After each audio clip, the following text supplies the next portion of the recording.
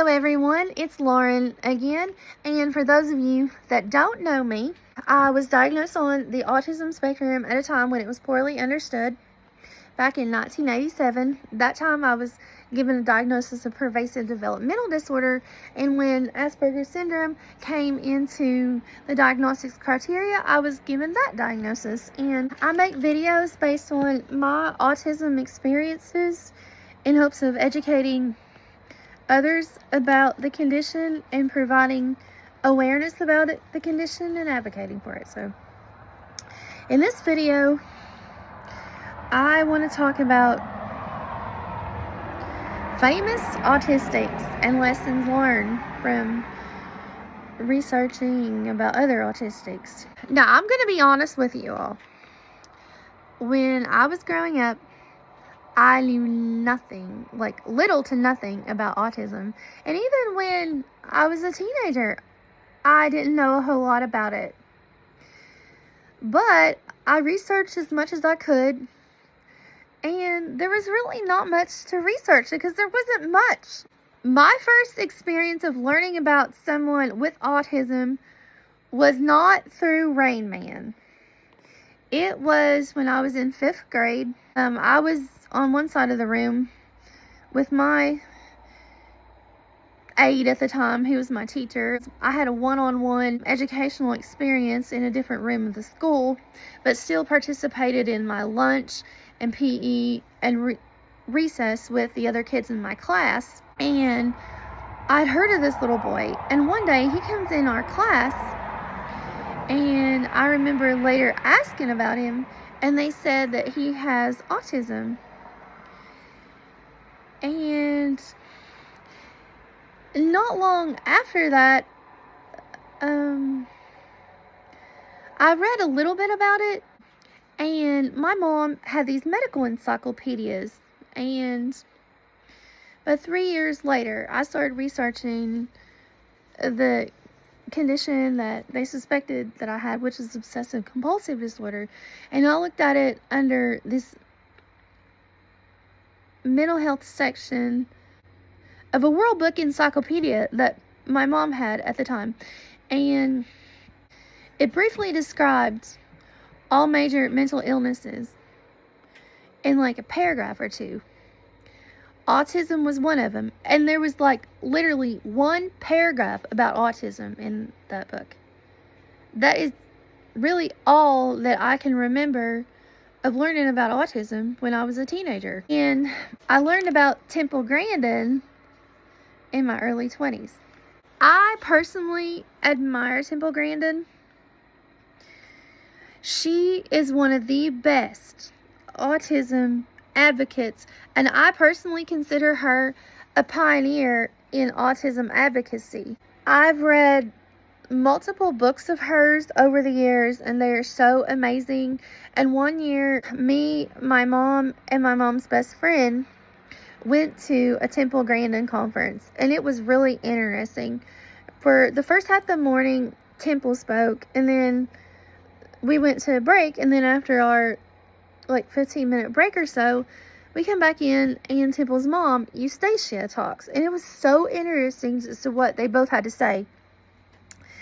Temple is one of the only people that I've ever read about that truly explains what it feels like to live with autism and the closest thing to it. And the reason I know is because I've read tons of books on autism, and I've been a researcher on everything that was important to me since middle school. And an important fact about Temple Grandin, her mom was literally advised to put her in an institution. And I read about this in a book that her mom wrote that was also very interesting. But she found ways to help Temple to work through her autism and become one of the most powerful people in the world of autism advocacy, and without having to be put in an institution.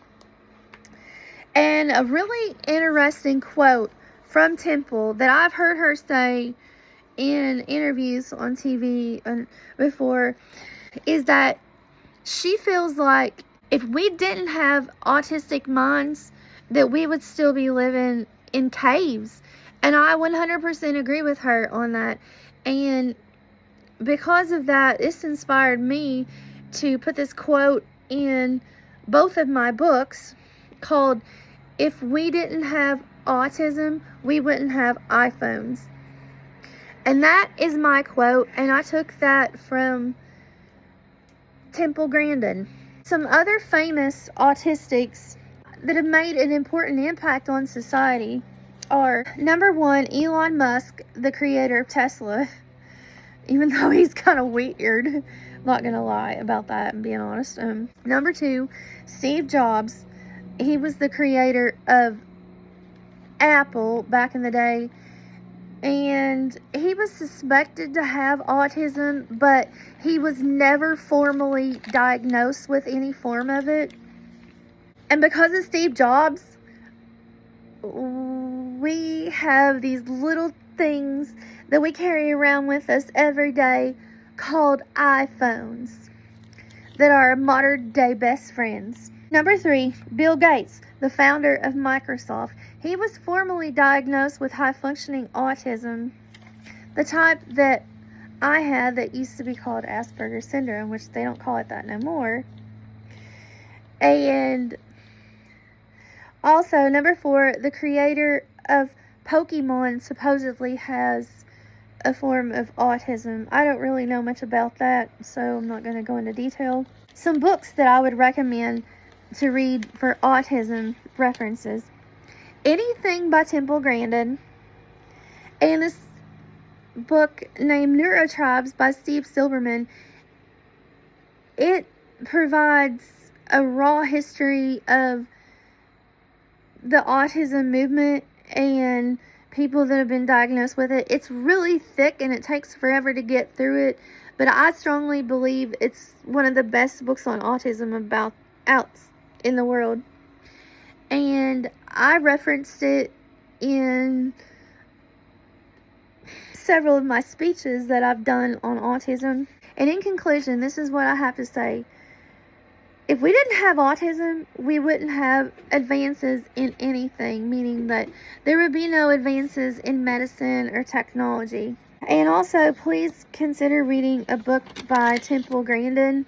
And also, if you are a medical or a psychological provider, I would strongly recommend reading Neurotribes by Steve Silverman. It's got really good information that I think is more appealing to medical providers than what it is to normal people.